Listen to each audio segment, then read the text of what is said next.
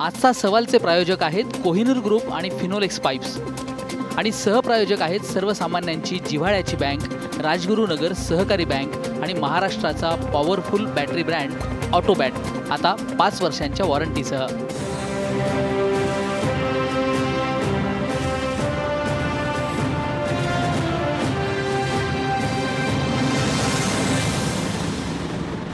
नमस्कार, मी आशिष जाधव। आजचा सवालमध्ये तुमचं स्वागत आहे। राज्यावर दुबार पेरणीचं संकट उभं ठाकलंय। त्यात मुख्यमंत्री देवेंद्र फडणवीस म्हणतायत, शेतकरी हो तुम्ही पेरण्या लांबवा। मुख्यमंत्र्यांचा हा जो सल्ला शेतकऱ्यांसाठी आहे हा कोरडा दिलासा आहे, कारण यंदा खरीप हंगामामध्ये काय झालंय, केवळ 27% पीक कर्जाचं वाटप झालं। अजूनही 35% पेरण्या झालेल्या नाही आहेत। म्हणजे आत्तापर्यंत राज्यात 90 लाख हेक्टरवर म्हणजे 65% पेरण्या झालेल्या आहेत। पावसानं अनेक भागांमध्ये दडी मारलेली आहे। अनेक जिल्ह्यांवरती दुबार पेरणीचं संकट आहे आणि अशात सरकारनं जो दिलासा द्यायला पाहिजे तो मिळत नाही। आणि दुसरीकडं हवामान खात्याचे अंदाज आहेत की ते कधी बरोबरच येत नाहीयेत। म्हणजे हवामान खात्याच्या अंदाजावर अवलंबून शेतकऱ्यांना राहायचं म्हटलं तर जीव द्यायची वेळ येते, अशी त्याची स्वाभाविक प्रतिक्रिया आहे। अशा वेळी सरकारनं मदतीचं धोरण शेतकऱ्यांसाठी राबवलं पाहिजे, पण सरकारी अनास्था एवढी वाढलेली आहे की 10,000चं अनुदान किंवा तात्पुरती मदत पेरणीसाठी करायची होती, तिचा पार बोजवारा उडालेला आहे। केवळ 5% 5 जिल्हा बँकांनी जेमतेम मोजक्या शेतकऱ्यांना 10,000ची मदत केलेली आहे। सरकारला प्रश्न विचारावा तर त्याचं उत्तर मिळत नाही, अशी परिस्थिती आहे। यावरच आहे आपला आजचा सवाल। आपला आजचा सवाल बघा, पेरण्या लांबवण्याचा मुख्यमंत्र्यांचा सल्ला हा शेतकऱ्यांसाठी कोरडा दिलासा आहे का? या आपल्या आजच्या सवालमध्ये महत्त्वाचे मुद्दे दडलेले आहेत, ज्यावरती आपण सविस्तर चर्चा करणार आहोत। पण आधी पाहुण्यांची ओळख करून घेऊया। आपल्या स्टुडिओमध्ये आहेत भाजपचे ज्येष्ठ प्रवक्ते गणेश हाके, त्याचबरोबर आपल्या सोबत आहेत अभ्यासू पत्रकार ॲग्रोवनचे मंत्रालय प्रतिनिधी विजय गायकवाड। आपल्यासोबत पुण्याहून स्वाभिमानी शेतकरी संघटनेचे प्रवक्ते ॲडव्होकेट योगेश पांडे आहेत। तसंच युवक काँग्रेसचे कार्यकर्ते आणि शेतकरी कार्यकर्ता खऱ्या अर्थानं हनुमंत पवार आहेत। तसंच आपल्यासोबत आमचा बीडचा प्रतिनिधी सुरेश जाधव सुद्धा आहे।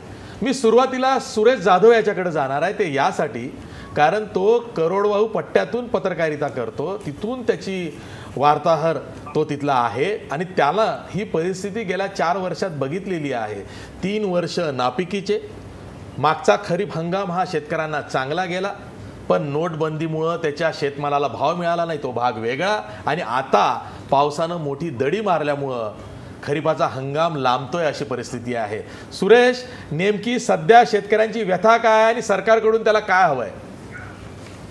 तर 4 वर्षाचा दुष्काळ हा बीड जिल्ह्यानं पाहिलेला आहे। मराठवाड्यामध्ये हा दुष्काळ तर जवळपास सर्वच जिल्ह्यामध्ये होत आहे। यावर्षी जून महिन्याच्या पहिल्याच आठवड्यामध्ये पाऊस पडल्यानं शेतकरी सुखावलेला होता, पण पहिल्या झालेल्या पावसानंतर 20 दिवस जवळपास दडी मारलेली। जर बीड जिल्ह्याचा जर आपण जर पेरणीचा आजचा आकडा पाहिला तर जवळपास 97% पेरण्या झालेल्या आहेत। कृषी विभागाचा हा अहवाल आहे। त्याच्यामध्ये कापसाची जर पेरणी बघितली तर जवळपास 3,26,000 हेक्टरवरती कापसाची लागवड झालेली आहे। 1.5 लाख हेक्टरवरती सोयाबीनची लागवड झालेली आहे। 32,000 हेक्टरवरती तुरीची लागवड झालेली आहे। 57,000 हेक्टरवरती आज बाजरीची पिकाची लागवड झालेली आहे। म्हणजे बीड जिल्ह्याचं एकट्या बीड जिल्ह्याचं जरी पाहिलं आपण तरी जवळपास 97% जर पेरण्या झालेल्या असतील आणि जर 20 दिवस पावसाने जर दडी मारली असेल तर काय अवस्था होईल आता आपण समजू शकतोय।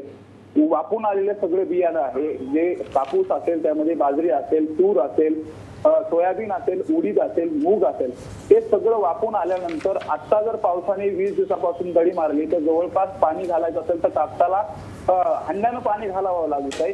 ही अवस्था सध्याची परिस्थितीमध्ये आहे। 1 एकर जर कापूस लावायचा असेल तर 1 एकर कापूस लागवडीसाठी जवळपास 7,000 रुपयापर्यंत खर्च येतो। कारण कापसाची बॅग घेत असताना कापसाची बॅग 700 ते 750 रुपयापर्यंत असते. 1 एकर जर कापूस लागवड करायचा असेल तर 1 एकर मध्ये 1.5 बॅग लागते. त्याच्यामध्ये खताचा जर विचार केला त्या सगळा विचार केला ते 7 ते 8 हजार रुपये हेक्टरी खर्च मात्र शेतकऱ्याला येत असतो. शेतकऱ्याने तो खर्चही केलेला आहे. पण आज या पावसामुळे मात्र आणि पावसाने 20 दिवसापासून दडी मारल्यामुळं ते जळून चाललेलं आहे. आणि जळून जात असताना मात्र पेरणी करत असताना त्याने इकडून तिकडून उदार उसानवारी केली आणि लागवड सुद्धा केली. पण लागवड केल्यानंतर हे आसमानी संकट तर आहेच आहे. पण असेच तर तुम्ही दुसरा एक मुद्दा सांगितला होता की खरंच सरकारची मदत शेतकऱ्यापर्यंत पोहोचली आहे का? तर 10,000 रुपयाची मदत शेतकऱ्यापर्यंत पोहोचलीच नाही. आजपर्यंत बीड जिल्हा बँकेमध्ये आपण पाहतोय बीड जिल्हा बँकेने 1 रुपया शेतकऱ्याच्या हक्काचे पैसे देत नाही. ते 10,000 रुपये मदत तर वेगळीच राहिली. बाकी अनुदानाचे पैसे बँकांकडून शेतकऱ्याला मिळत नाहीत. हा एक दुसरा मुद्दा आहे. पेरणीच्या कालावधीमध्ये जवळपास बीड जिल्ह्यामध्ये 350 कोटीची चलन तुटवडा होता. हे सगळे जर प्रश्न बघितले सगळे जर मुद्दे बघितलं तर आज शेतकऱ्यांसमोर पेरणीसाठीचा जेवढा खर्च जमिनीमध्ये घातलेला आहे तो आता गेलाच गेला. पण दुबार पेरणी करायची म्हणले तर पैसेच नाही. ठीक आहे दुबार पेरणी करायची म्हटलं तर पैसेच नाही. आपल्यासोबत ॲडव्होकेट योगेश पांडे आहेत, स्वाभिमानी शेतकरी संघटनेचे. योगेश पांडे, प्रश्न हा आहे की हवामान खातं त्याचे अंदाज वर्तवतं. हवामान खात्यावरती काही शेतकरी आपल्या पेरण्या करत नाही. असं असलं तरी हवामान खात्याची काही जबाबदारी आहे की नाही? प्रत्येक वेळेस अंदाज खोटे का ठरतात? आणि सरकार सुद्धा म्हणतंय, मुख्यमंत्री म्हणतायत की पेरण्या लांबवा. मुख्यमंत्री सुद्धा सल्ला शेतकऱ्यांना हवामान खात्याच्या अंदाजावरती अवलंबून राहून देत आहेत. त्यामुळे आता या हवामान खात्याचं करायचं काय? आणि मुख्यमंत्र्यांचा हा जो कोरडा दिलासा आहे जर का मुख्यमंत्र्यांनी बूज राखायची म्हटलं तर मग मोफत बी बियाणं असेल, खतं असतील, आणखीन काही कामं असतील दुबार पेरणीची किंवा पहिल्यांदाच पेरणी जिथे झालेल्या नाहीत आता पाऊस लांबल्यामुळं तिथं द्यायला नको का? नाही, मुख्यमंत्र्यांचा हा जो भाबडा सल्ला दिला मुख्यमंत्र्यांनी की पेरण्या लांबवा, मुळामध्ये 70% पेरण्या राज्यात झाल्यानंतर 6 जुलैला आदरणीय मुख्यमंत्र्यांनी हा सल्ला दिला. आणि कृषी खात्याचीच आकडेवारी सांगते की 70 लाख हेक्टरवरती पेरण्या झाल्या. म्हणजे कृषी खातं आणि मुख्यमंत्री कार्यालयामध्ये काय समन्वय? हा पूर्णपणे भोंगळ कारभाराचा एक आदर्श पारदर्शक नमुना आहे. एका बाजूला हवामान खात्याने मे महिन्यामध्ये व आपल्या जूनच्या पहिल्या आठवड्यात यंदा चांगला पाऊस पडेल, सरसकट पाऊस पडेल अशी वारंवार त्यांनी घोषणा केली. त्यांच्यावर विश्वास ठेवून शेतकऱ्यांनी यावेळेस विक्रमी लागवड केली, विक्रमी पीक पेरलं. आणि आता आपण जे बघतोय की परिस्थिती अत्यंत दयनीय आहे. मागच्या वर्षीपेक्षा 4पट जास्त पेरणी झाली आहे. आणि मुख्यमंत्री महोदय आता म्हणताय की आता पेरण्या करू नका. अत्यंत हास्यास्पद, म्हणजे अत्यंत वाईट आहे. आणि एका बाजूला मुख्यमंत्री कार्यालय, एका बाजूला हवामान खात्याची आम्ही काल पण माहिती घेतली. ते म्हणतात की आमचं काम फक्त अंदाज वर्तवायचं आहे. हा काय मटक्याचा अंदाज आहे का? तुमच्या अंदाजावरती शेतकरी पेरण्या करतोय, मूर्खपणे चाललाय सगळा. आणि हा पांढरा हत्ती आहे. यांना जर हवामान वर्तवता येत नसेल, साधं सॅटेलाइट बघून ना, अशी जी कोणीही सांगेल, मी सांगेल तुम्हाला की पाऊस पडणार नाही, सॅटेलाइट चित्र बघायचं, यात काय मोठी गोष्ट नाहीये. वास्तविक यांना एवढं सोपं नसतं की आपण सांगू शकतो. असं नाही, शेतकरी तिथं पण मोठे बसलेले आहेत. कुठे गेला कृषी खातं एवढा भोंगळ कारभार कुणाचाच नाहीये. दुर्दैवाने आमचे पण तिथे, आता आमचे अजून म्हणतो आम्ही त्यांना, आमचे मंत्री तिथं आहे. वास्तविक कृषी खात्यामध्ये 4-4, 5-5 कृषी संचालक पद रिक्त आहेत. यांच्याकडे कुठल्याही प्रकारचा काही ताळमेळ नाहीये. अत्यंत बोगस व्यवहार चाललाय कृषी खात्याचा. आणि हे सरकारच्या नाकर्तेपणाचं हे उत्तम आणि लक्षण आहे. हे ते पीक कर्ज माफी तर राहिली बाजूला, इथं कर्ज मिळालं त्याने शेतकऱ्यांना, ते राहिलं बाजूला. आता संकट आहे दुबार पेरणीचं, त्याची व्यवस्था काय? अजिबात काहीच नाही. यांच्याकडे कुठल्याही प्रकारचं शेतीसाठी काही प्लॅनिंग नाही, काही नाही. आणि हे वाईट चाललंय, म्हणजे बोगस प्रकारचं कारभार आहे. ठीक आहे, कृषी मंत्रीच काय करतात हा सवाल महाराष्ट्र गेल्या 2 महिन्यापासून विचारतोय. कृषी खातं काय करतंय आणि त्यात आता मुख्यमंत्री एक विधान करते, त्यावर सुद्धा वाद होत आहेत. मी एक ब्रेक घेणार आहे आणि ब्रेक नंतर हनुमंत पवार यांच्याकडेही जाणार आहे. ते काँग्रेसचे युवक कार्यकर्ते आहेत, शेतकरी आहेत. त्यांना विचारणार आहे की दुबार पेरणीचं संकट राज्यावर असेल तर ते आता कसं निस्तारायचं आणि त्यासाठी सरकारनं काय मदत करायला हवी. पण भेटूया ब्रेक नंतर.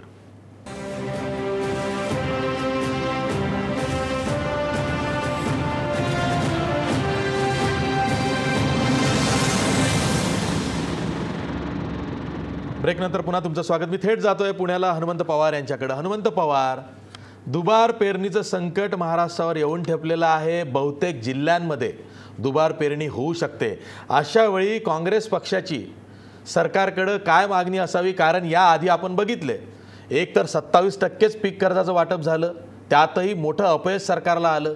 दुसरं म्हणजे 10,000ची जी तात्पुरती मदत पेरणीसाठी सरकार करणार होतं, तेही काही पुढे सरकलं नाही। त्याचंही वाटप फार थोड्या शेतकऱ्यांना झालं, फार थोड्या बँकांनी केलं। राष्ट्रीयकृत बँका, व्यापारी बँकांनी तर ते स्वतःला लावूनच घेतलं नाही। अशा वेळी आता दुबार पेरणीसाठी सरकारकडे काय मागणी असेल? सरकारकडं खरं तर मागणी करावी का आता, आणि सरकारला आपल्या हक्काचं सरकार, आपलं सरकार म्हणून आपण भांडावं का, हाच प्रश्न महाराष्ट्रातल्या शेतकऱ्यांना आणि खूप दिवसापासून विरोधी पक्षांना आम्हाला पण पडलेला आहे।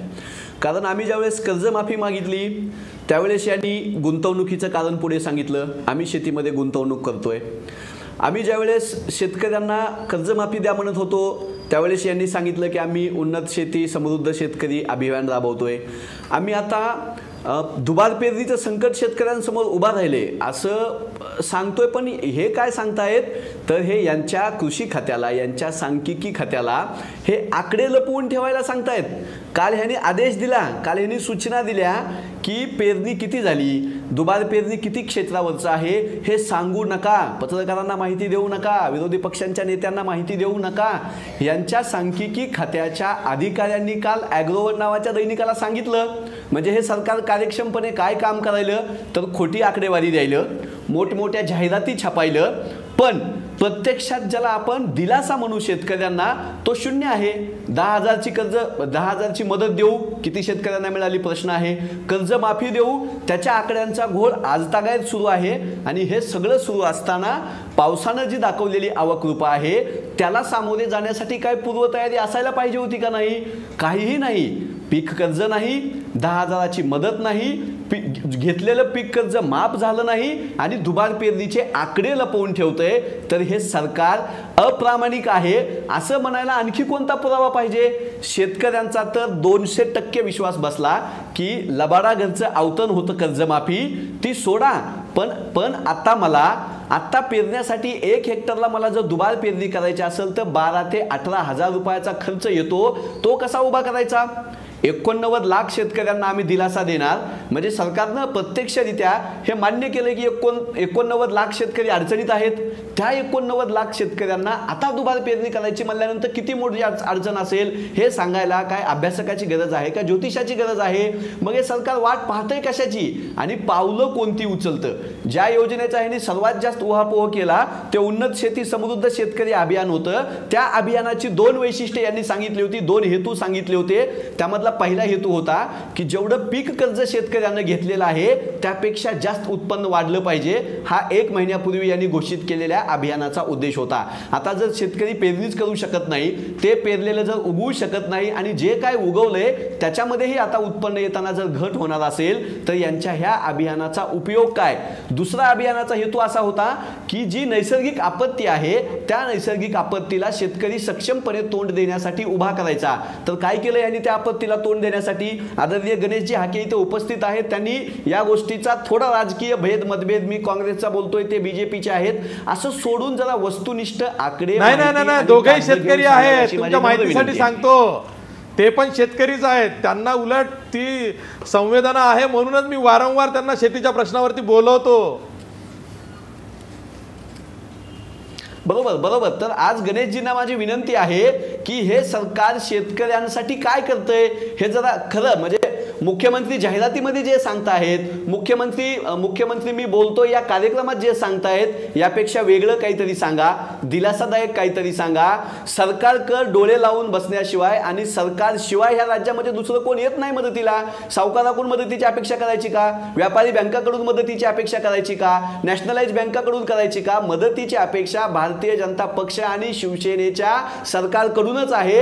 एक तर ह्यांचा सहकारी पक्ष ढोल वाजवतो ह्यांच्या विरोधात, त्यामुळे त्यांना किती भांडायचं आम्हाला लक्षात घ्यावं लागेल। राहिला मुद्दा भारतीय जनता पक्ष, ज्यांचे कृषी मंत्री आहेत, ज्यांचे मुख्यमंत्री आहेत, त्यांच्या वतीने जरा गणेशजीने आज जरा दिलासा द्यावाच, पक्षीय मतभेद विसरून, अशी माझी ठीक आहे। गणेश हाके सविस्तर उत्तर देणार आहेत पण ब्रेक नंतर।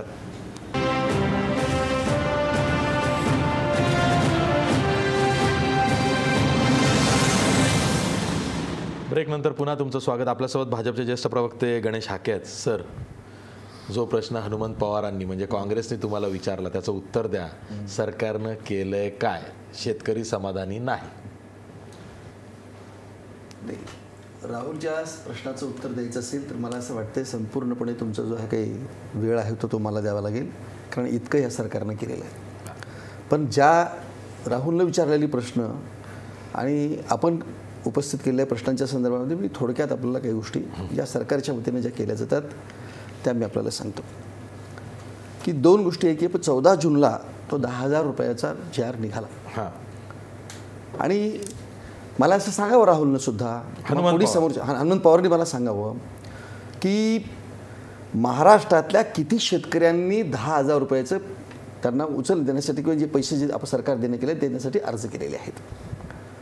2 गोष्टी. आणि ज्या ठिकाणी अर्ज केले त्या ठिकाणी कुठं सरकारनं पैसे दिलेले नाहीत. 5 जिल्हा बँकांनीच फक्त ऐकून घ्या, सांगतो ना मी. मला 5 जिल्ह्यात मागणी झाली. हो, मी तुम्हाला ते पुन्हा सांगतो की म्हणून उद्या सरकार जाहिरात देतंय की सरकार अशा स्वरूपाच्या शेतकऱ्यांना 10,000 रुपये देण्याची सरकारची योजना आहे, तेव्हा आपण आपला अर्ज DCC बँकेत आणि राष्ट्रीयकृत बँकांमध्ये अर्ज करावा अशी सरकारच्या वतीनं उद्या जाहिरात देतो आम्ही.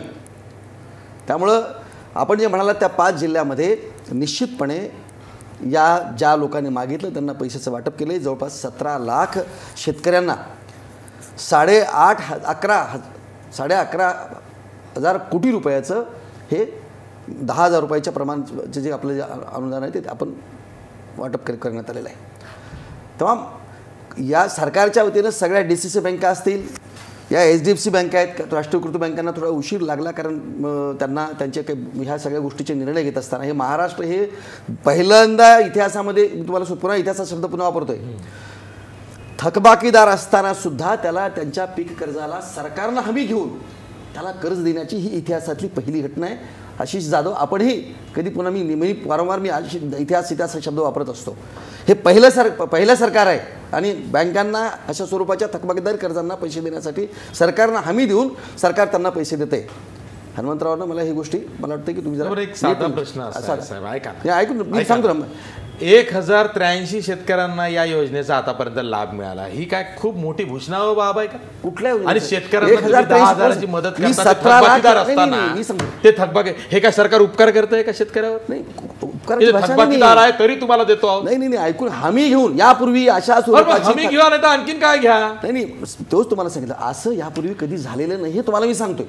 तेच हे सरकार, तुम्ही सरकार काय करतंय पुन्हा विचारताय ना, हे आतापर्यंत जे कोणी ही लाजीरवाणी बाब आहे. सरकारने 10,000ची मदत देऊ केली आणि त्याला शेतकऱ्यांनी रिस्पॉन्स दिला नाही, प्रतिसाद दिला नाही. बघा, ही वस्तुस्थिती आहे ते समजून घ्या. सांगितलं तुम्हाला 17 लाख शेतकऱ्यांना 11.5 कोटी रुपयाचं वाटप झालेलं आहे. आणि ज्या शेतकऱ्यांनी ज्यांनी मागितले सांगावा ना.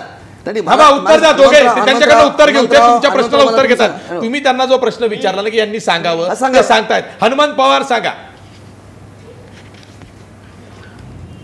मी गणेशजींना अतिशय नम्रपूर्वक हे लक्षात आणू देऊ इच्छितो की 10,000ची मदत तर सोडा, ज्याला तुम्ही पीक कर्ज ज्याला गणेशजी माझं ऐकून घ्या. तुम्ही मला प्रश्न विचारला, तुम्ही प्रश्न विचारला की जे शेतकरी बँकांमध्ये गेले 10,000 मागायला त्यांना पैसे भेटले नाही असं निदर्शनास आणून द्या. माझी तुम्हाला प्रति आव्हान आहे माझं तुम्हाला की तुम्ही दैनिकामध्ये ज्या जिल्ह्यामध्ये ज्या शेतकऱ्यांना तुम्ही 10,000 अनुदान दिलं त्याची जर तुमच्या सरकारमध्ये हिंमत असेल तर त्याची यादी लावा की या जिल्ह्यातल्या इतक्या शेतकऱ्यांना 10,000चं अनुदान दिलं म्हणून. आहे तुमच्यामध्ये हिंमत? ऐतिहासिक. मी तुम्हाला आकडा सांगितलाय. 4 जिल्ह्याच्या तुम्हाला मी आकडा सांगितलाय. 17 लाख शेतकऱ्यांना 11.5 कोटी रुपयाचं कर्ज वाटप झालं, 10,000 रुपयाप्रमाणे पैसे वाटप झाले हे सांगतो तुम्हाला मी.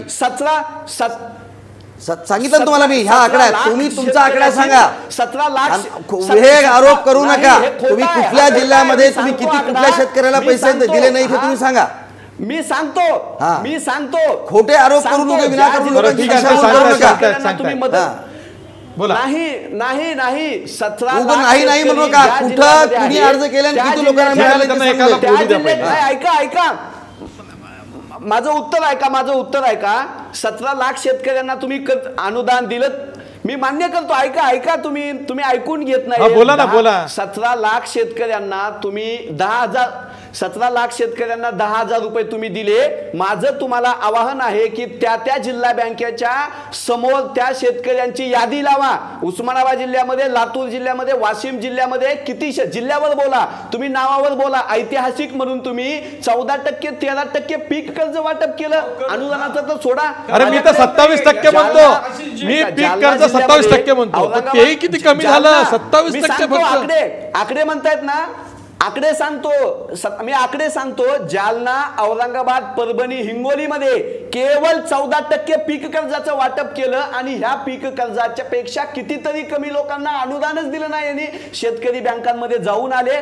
तशा शेतकऱ्यांपैकी जर तुम्हाला नावं पाहिजे असतील गणेशजी, उस्मानाबादला या, लातूरला तुम्ही जिथले आहात तिथल्या शेतकऱ्यांची मी तुम्हाला भेट घालून देऊ शकतो की ह्या शेतकरी 10,000 रुपये अनुदान मागायला गेला आणि त्याला बँकांना दिलं नाही म्हणून. आहे तुमच्याकडे उत्तर? मुंबई ठीक आहे, मुद्दा कळला आहे. सरकारच्या आकडेवारीत फसवेगिरी होते आहे, ती आकडेवारी सरकारनं नीट द्यावी. आणि जसं आता सोल्युशन अनेकांनी काढलेलं आहे की नको आरोप प्रत्यारोप.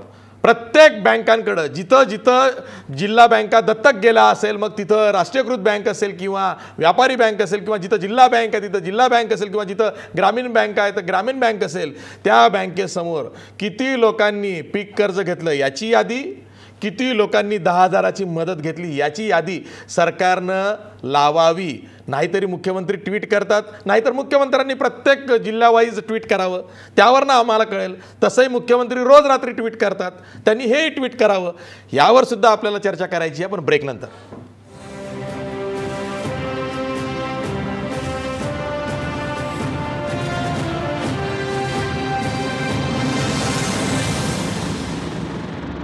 ब्रेकनंतर पुन्हा तुमचं स्वागत. आपल्यासोबत पत्रकार विजय गायकवाड आहेत. विजय, सरकारी अनास्था आणि सरकारी नाकर्तेपणा याचा जर का विचार केला तर हा खरीपाचा हंगाम जिथं शेतकरी हवालदिल दिसतोय त्याला सरकार कारणीभूत आहे? निष्पण आशिष, एक गोष्ट लक्षात घेऊ, म्हणजे फार काही आता काँग्रेस आणि भाजपचं नेहमीचं भांडण सुरू होतं आणि त्याच्यामध्ये शेतकऱ्याचे प्रश्न बाजूला पडतात असं दिसतं. 28 एप्रिलला खरीप आढाव्याची बैठक मुख्यमंत्र्यांच्या अध्यक्षतेखाली पार पडली. सगळं जिल्हानिहाय खरीपाचे आढावे झाले होते. त्याच्यानंतर मुख्यमंत्र्यांनी निर्देश दिले. हवामान खात्याचं सादरीकरण झालं होतं. मुख्यमंत्र्यांनी असे निर्देश दिले होते की आपण अशी परिस्थिती ठेवू की यंदाही पाऊस अवकृपा करेल, खंड पडेल आणि त्या दृष्टीने आपण नियोजन करू, म्हणजे वाईटाचा विचार करून आपण काम करू. हां, असं सांगितलं. पण प्रत्यक्षात अंमलबजावणी झाली का? हाके साहेब म्हणतात की आम्ही उद्या जाहिराती देणार आहोत, मुख्यमंत्री घोषणा करतात. या घोषणांची प्रत्यक्ष अंमलबजावणी होते का हा मोठा प्रश्न आहे सगळ्यात जास्त. मुख्यमंत्री म्हटले की सगळ्या म्हणजे स्वयंचलित हवामान केंद्र सुरू होणार आहे. माझा प्रश्न आहे आज सरकारला की किती हवामान केंद्र सुरू झाले, किती डेटा मिळाला?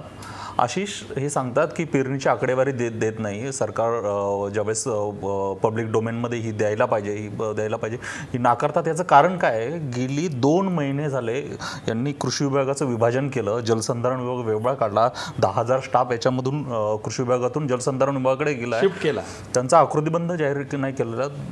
गेले 3 आठवडे झाले ते कृषी सहाय्यक सगळे आंदोलन करतायत. त्यांना सरकार ॲड्रेस करत नाही, कृषी मंत्री उत्तर देत नाही, मुख्यमंत्री उत्तर देत नाही.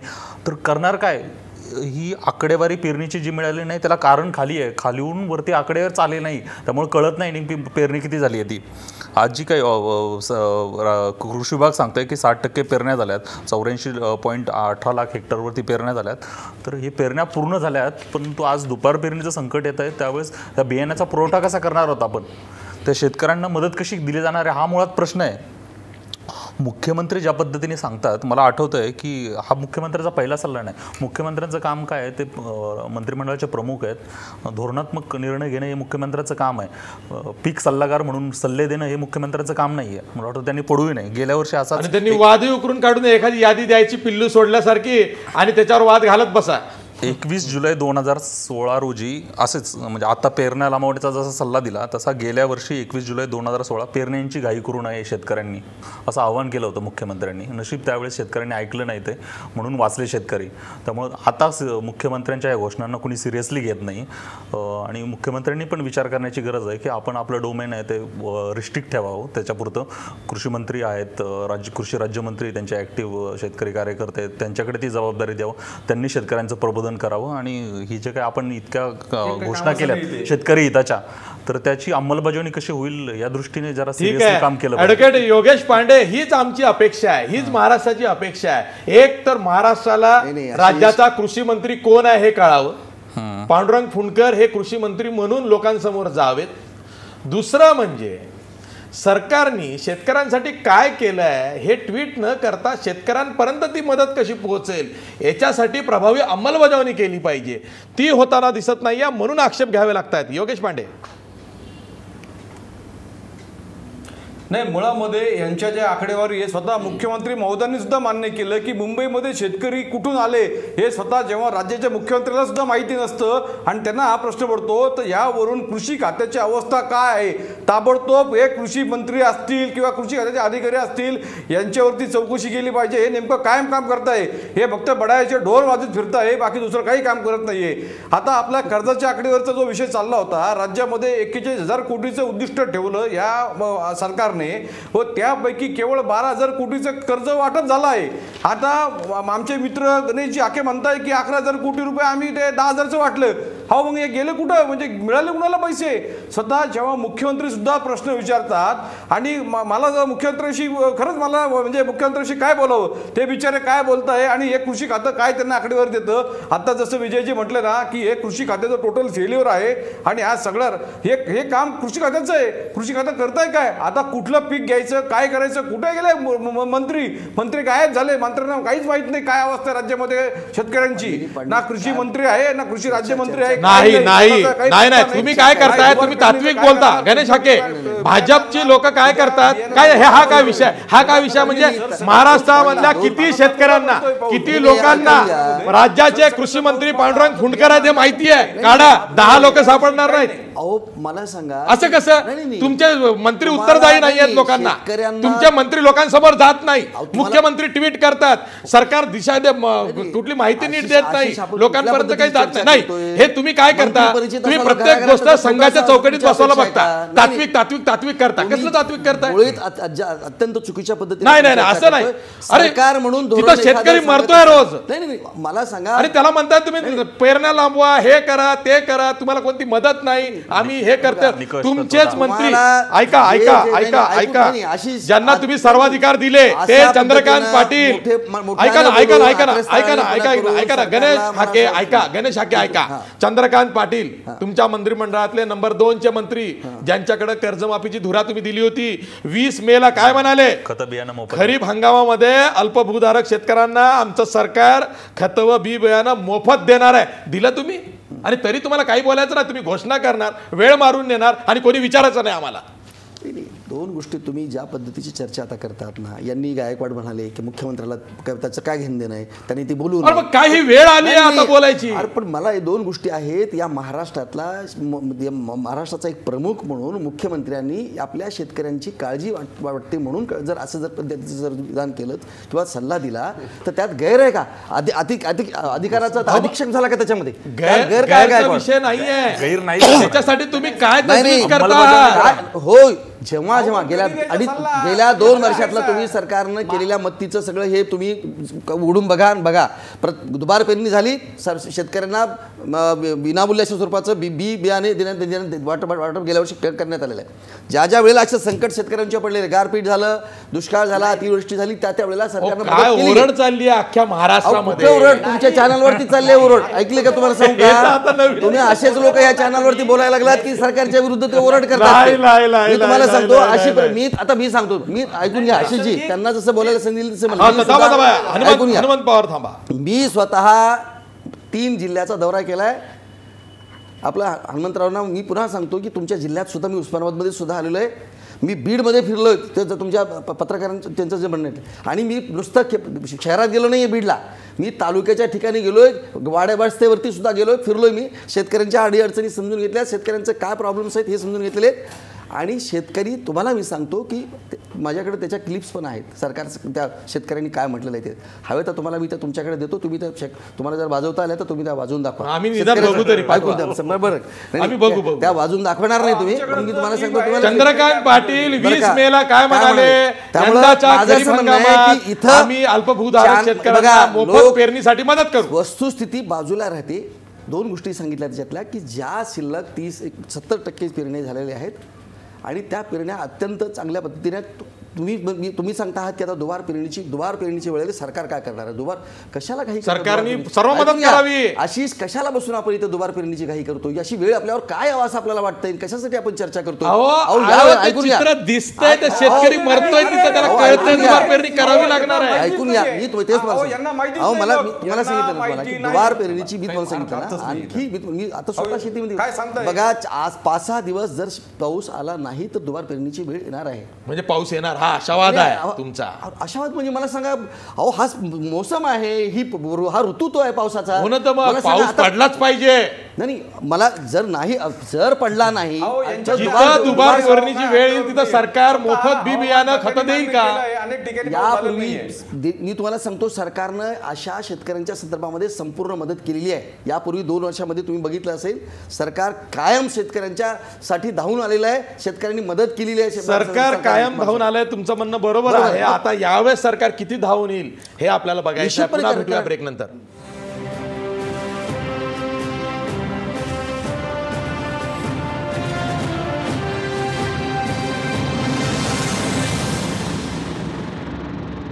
जी आहे, काम करण्याची जी पद्धत आहे, खालची आकडेवारी यांना मिळत नाही. हे फक्त एक सवंग लोकप्रियतेसाठी काहीतरी घोषणा करता.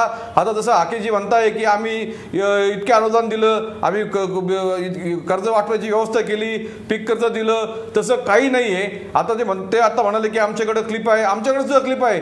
आता आमचे अनेक शेतकरी बंधू यात्रेतनं परत चालले गावी आणि सर्वांना चिंता लागली आहे. दुबार पेरण्यांची अत्यंत वाईट अवस्था होणार आहे आणि मला तर फार आम्हाला एक मोठा धोका वाटतो की ज्योतिष आहात का पांडेजी?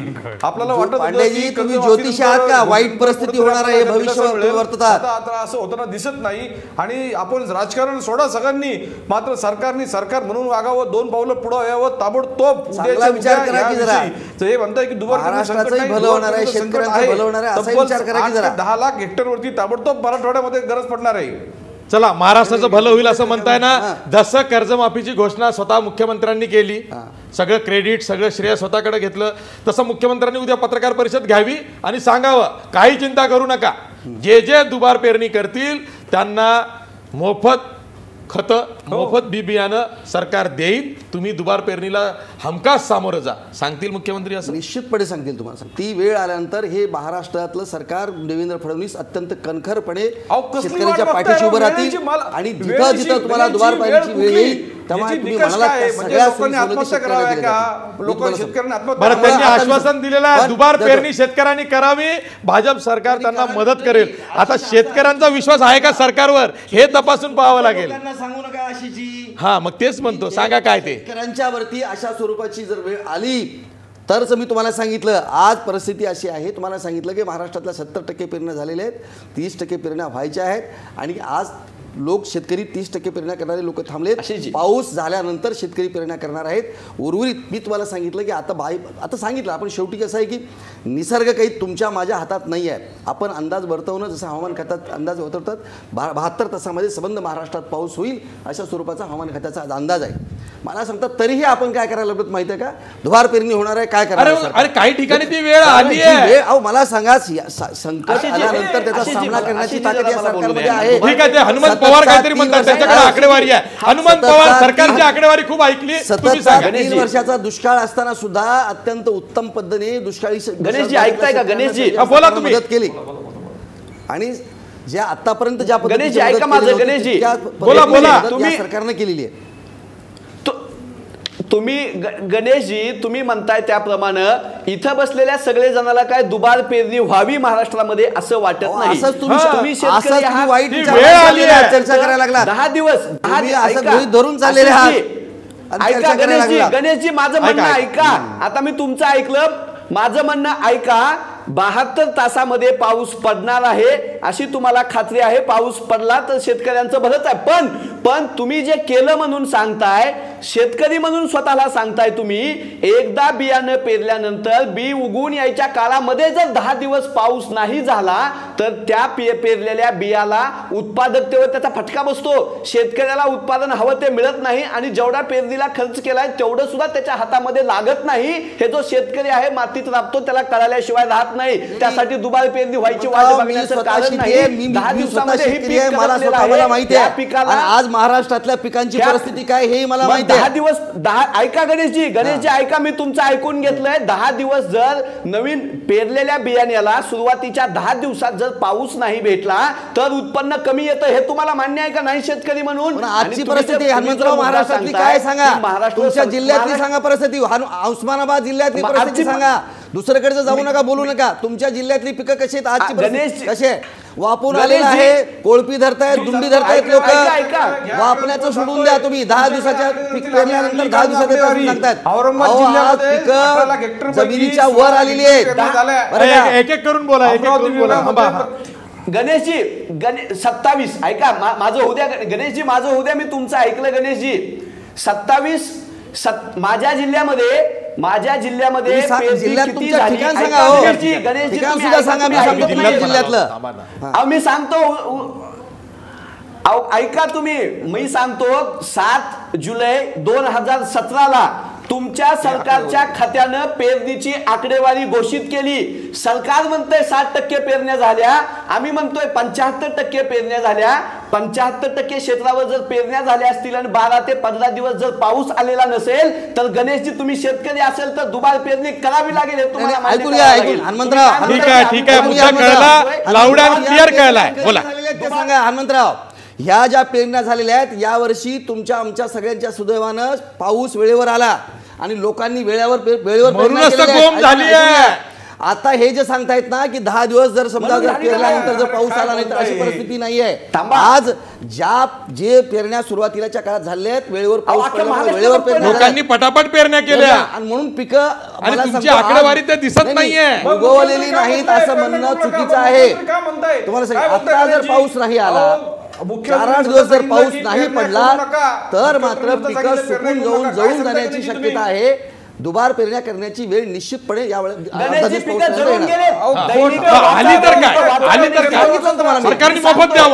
सांगितलं. सर्व ज्या दुबार पेरणीची जर या शेतकऱ्यांच्या वेळ आली तर शेतकऱ्यांना संपूर्णपणे मदत हे सरकार करेल. मोफत, संपूर्णपणे मोफत. गेल्या वेळेला जसं केलं तसं यावेळेला संपूर्णपणे. ठीक आहे, आपण पुन्हा ही चर्चा करणार. आपण पुन्हा भेटूया ब्रेक नंतर.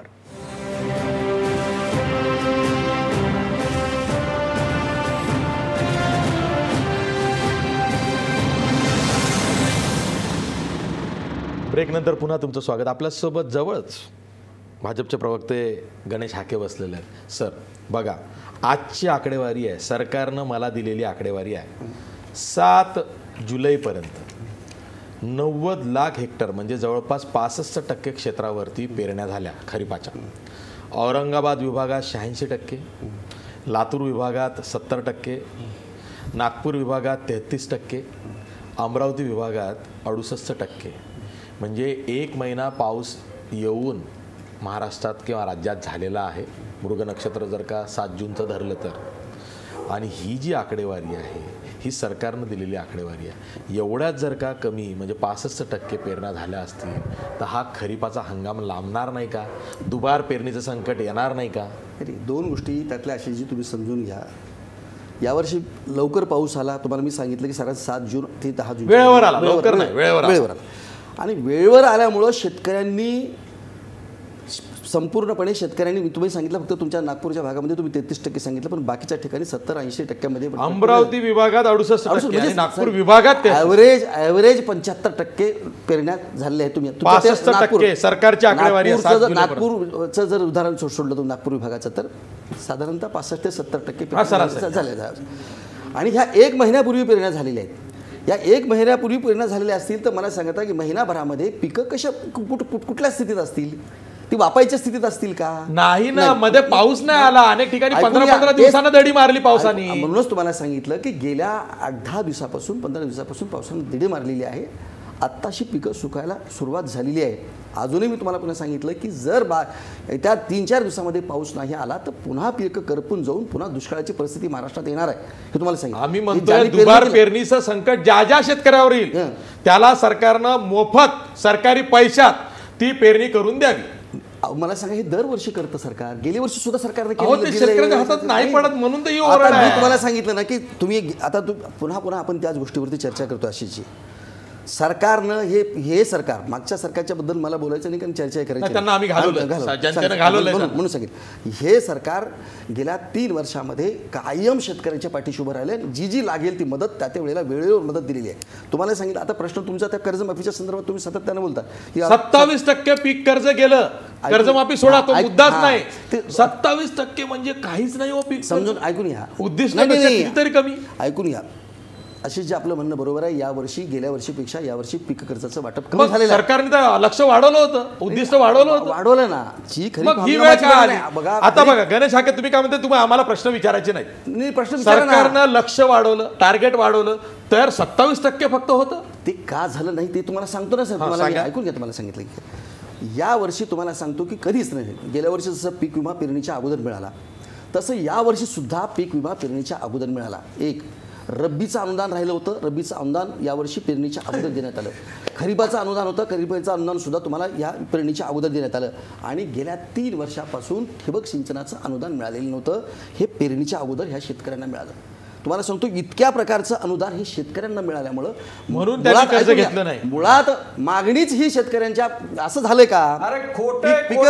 राष्ट्रीयकृत बँका, व्यापारी बँका, दत्तक गेलेल्या व्यापारी बँका किंवा राष्ट्रीयकृत बँका जिल्हा दत्तक जिथं गेले. बघा पांडेजी ऐकून घ्या. मी तुम्हाला सांगतो. तुम्ही मला आकडेवारी द्या. गेल्या वर्षी ज्या पद्धतीने पीक कर्जाची मागणी लोकांनी शेतकऱ्यांनी केली होती. मुद्द्यावर बोला आणि प्रामाणिक बोला. प्रामाणिक बघा पांडेजी माझं चुकीचं असेल तर तुम्ही त्याला क्लॅरिफिकेशन द्या. तुम्ही माझं जर चुकीचं असेल तर तुम्ही मला चुकीचं म्हणून सांगा. ठीक आहे. तुमच्या आकडेवारीवरती ते बोलणार आहेत. पण ब्रेक नंतर आपण एक ब्रेक घेणार आहोत. पुन्हा भेटणार आहोत ब्रेक नंतर.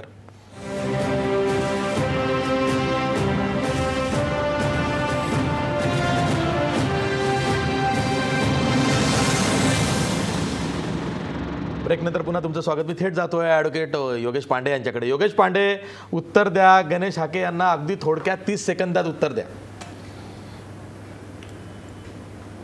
नाही, गणेशजी जी आकडेवारी म्हणताय ना ते चुकीची आहे. मागच्या वर्षी 12 लाख हेक्टर पेरणी झाली होती 30/6/2016 पर्यंत. ऐकून घ्या गणेशजी. आणि यंदा झाली आहे जवळजवळ 60 लाख हेक्टर 30/6 पर्यंत. मागच्या वर्षी कर्जाचं उद्दिष्ट किती होतं, कर्ज वाटप झालं किती, यंदा किती होतं, आता झालं किती, याची जर आकडेवारी बघितली आणि हे जे म्हणताय की अनुदान दिल्यामुळे शेतकऱ्याला गरज नाही, याचा सरळ अर्थ होतोय की शेतकऱ्यांनी सावकाराकडनं उसनवार आणून पेरण्या उरकल्या. कारण त्याला घाई होती. पाऊस वेळेवरती आला त्यावेळी शेतकरी इकडे तिकडे बघत नाही. पाहिजे त्या दराने घेतो. 3 रुपये शेकडा, 2 रुपये शेकडा. आणि राज्यामध्ये सर्रास सावकारी चालू आहे. माझं आव्हान आहे गणेशजीला, गावोगावी सावकारी चालली. काय सांगताय? कारण जिल्हा बँकेचं जाळं पूर्ण मोडकळीस आलं आहे आणि लोकांना कर्जच मिळत नाहीये. त्यामुळं लोकांनी इकडून तिकडून आणून आता पेरण्या उरकल्या. आणि हे जे म्हणताय ना की आता गरजच नाही, 4 दिवस थांबू, ठीक आहे ना, 2-3 दिवसांतर तुम्हाला कळेल. आम्ही जी आकडेवारी घेतली साधारणपणे 10 ते 12 लाख हेक्टरवरती ताबडतोब दुबार पेरणीची गरज सुरू झाली आहे आणि दिवसागणिक ही समस्या वाढत जाणार आहे. ठीक आहे. शेवटी विजय गायकवाड, शेवटची बॉटम लाईन ते म्हणतायत 10 ते 12 हेक्टरवरती दुबार पेरणीची वेळ आलेली आहे. यात तथ्य दिसतंय? खरंच दुबार पेरणीची वेळ महाराष्ट्रावरती आली आहे? हे उघड सत्य आहे. याला काही तज्ज्ञांची गरज नाही किंवा मुख्यमंत्र्यासारख्या सल्लागाराची पण गरज नाही सांगायला. जे शेतकरी जे भोगतोय आणि त्याच्यावर संकट येत आहे तर त्याला ही वस्तुस्थिती आहे. माझं एक म्हणणं आहे असं की ह्या घोषणा आणि या जाहिरातीतून भाजप सरकारने खरोखर बाहेर यायला पाहिजे. याच्यामध्ये प्रत्यक्ष आपण ज्या घोषणा करतोय त्याची किती अंमलबजावणी झाली याचं जरा ऑडिट करा. याच्यामधून जे काही निष्कर्ष येतील ते निश्चितपणे त्यांना भविष्यासाठी उपयोगी ठरतील. आणि ह्या अशा उगाचच शेतकऱ्यांना दोष द्यायचा, विरोधी पक्षांना दोष द्यायचं, पत्रकारांना दोष द्यायचं हे चुकीचं आहे. साले म्हणतात ना तुमचे अध्यक्ष. अध्यक्षांनी साल्यावरती अजूनही ऑन कॅमेरा उत्तर नाही दिलं. अध्यक्ष बघा अजूनही कॅमेरा दिसला की पळून जातात तुमचे. तुम्ही माझं म्हणणं असं की शेतकऱ्यांना कधीही दोष दिलेला नाही. शेतकऱ्यांच्या बद्दल कधीही अपशब्द या सरकारकडून वापरण्यात आलेला नाही. आणि सरकारनं सातत्याने मला सांगा ठीक आहे हनुमंत पवार, ठीक आहे आपल्याला प्रश्न राजकीय करायचा नाही. माझं म्हणणं आहे की दोन याच्यामध्ये गोष्टी- फरक आता आहे. एकच आहे. शेतकरी संपाचा खोटं प्रचंड बोलतायत. धसका या सरकारने घेतलेला आहे. जे आंदोलन शेतकऱ्यांचं झालं त्याच्यानंतर जे काही निर्णय झालेले आहेत ते खरोखर हे सरकारच्या डोळ्यामध्ये अंजन गेलंय. मला आठवतंय गेल्या 3 आठवड्यामध्ये जसं साखरेच्या निर्यातीसाठी ज्या प्रमाणामध्ये सरकारने परवानगी दिली आणि आयात शुल्क वाढवलं तो एक प्रश्न असेल. कांद्याच्या निर्यातीसाठी अनुदान परत 1 महिना आजही एक लांबवण्याचा निर्णय हे निर्णय घेतलाय. आजही तुला सांगतो सोयाबीन उत्पादक शेतकऱ्यांचं जे भविष्याचं संकट दिसतंय म्हणजे तुरीच्या बाबत जी गफलत झाली सोयाबीनच्या सरकारकडे बाबतीत तर होऊ ती नये. सोयाबीनच्या बाबतीत होऊ नये म्हणून त्यांनी आयात अजून शुल्क पैसे दिले नाहीत 35 ते तुरीचे, 50 सर. टक्क्यापर्यंत अजून पैसे वाढवा दिले अशी नाहीत तुरीचे. शिफारस केंद्र सरकारला केली. मला वाटतं हे चांगलं आहे. मुख्यमंत्र्यांना उगाच आपण टार्गेट करतोय किंवा त्यांच्यावर टीका करतोय असं काही नाहीये. त्यांनी शेतकरी हिताचे जरूर निर्णय घ्यावेत आणि ज्या प्रत्यक्ष आपण ज्या घोषणा केल्या आहेत त्या कशी अंमलबजावणी कशी होईल याच्यावरती बारीक लक्ष ठेवावं आणि ती अंमलबजावणी करून घ्यावी त्यांच्या हातात आहे. ठीक आहे. मुख्यमंत्री देवेंद्र फडणवीस यांनी आता 2-3 गोष्टींकडे प्राधान्यक्रमानं लक्ष द्यावं. एक तर तुम्ही कर्जमाफीची घोषणा केली. महाराष्ट्राला तुम्ही शब्द दिलेला आहे की 31 ऑक्टोबरपर्यंत कर्जमाफी करू. अजूनही तुमची आकडेवारीची जुळवाजुळव सुरू आहे. निधीची जुळवाजुळव तुम्ही करता आहात. ठीक आहे. त्यामुळे कर्जमाफीचं काय हाही प्रश्न तुम्हाला विचारला जाईल. आणि दुसरं म्हणजे 27% फक्त पीक कर्ज वाटप होतं आहे तर आपलं सरकार काय करतं आहे. जिल्हा बँकांचं जाळं मोडकळीस आलं आणि आपण जे जिल्हे राष्ट्रीयकृत आणि व्यापारी ग्रामीण बँकांना दत्तक दिलेले आहेत त्या जिल्ह्यांमधली परिस्थिती काय आहे. खरंच त्या इतर बँका ज्या आहेत ज्या तुमचं ऐकणार आहेत का. त्यांना लेखी आदेश रिझर्व्ह बँकेचा हवा आहे तो मिळाला नाही म्हणून ही वेळ आली आहे का. साधं उदाहरण देतो की 10,000ची जी तात्पुरती मदत पेरणीसाठी थकबाकीदार शेतकऱ्यांना द्यायची होती त्यासाठी जिल्हा बँकांना एका शेतकऱ्यामागं 10,000ची थक हमी घ्यायची होती. आणि इतर ज्या बँका आहेत ज्यामध्ये राष्ट्रीयकृत बँका खाजगी बँका व्यापारी बँका आणि ग्रामीण बँका आहेत त्यांच्यासाठी एका शेतकऱ्यामागे 20,000ची थक हमी घ्यायची होती. माहिती अशी आहे की या इतर कोणत्याही बँकांनी शेतकऱ्यांना 10,000ची मदत दिलेली नाही कारण सरकारनं 20,000ची थक हमी घेतलेली नाही. एवढं लंगडं सरकार झालेलं आहे. अशा परिस्थितीत आश्वासनं दिल्यानंतर ती आपण पूर्ण करू शकतो का त्याचा वेळोवेळी आढावा घेऊन जनतेसमोर स्पष्टीकरण देणं हे मुख्यमंत्र्यांचं काम आहे. नाहीतर मुख्यमंत्री ट्विट करत जातील त्यावरती वाद झडत जातील आणि शेतकऱ्यांच्या प्रश्नांचं राजकारण होत राहील. आज इथंच थांबूया. जाता जाता आपला प्रश्न बघा. पेरण्या लांबवण्याचा मुख्यमंत्र्यांचा सल्ला हा शेतकऱ्यांसाठी कोरडा दिलासा आहे का. 79% लोक म्हणतायत किंवा 79% शेतकरी ज्यांनी बघितलंय ते म्हणतायत होय हा मुख्यमंत्र्यांचा कोरडा दिलासा आहे. मुख्यमंत्र्यांनी खरंच युद्ध पातळीवरती शेतकऱ्यांना दिलासा द्यावा आणि जिथं जिथं म्हणून दुबार पेरणीचं संकट उभं राहील तिथं त्या दुबार पेरणीसाठी सरकारनं सर्वतोपरी मदत करावी. त्यामध्ये मोफत बी बियाणं आलं मोफत खत आलं यांची मदत करावी अशी अपेक्षा तो व्यक्त करतोय. आज इथंच थांबूया. पाहत राहा महाराष्ट्रवर.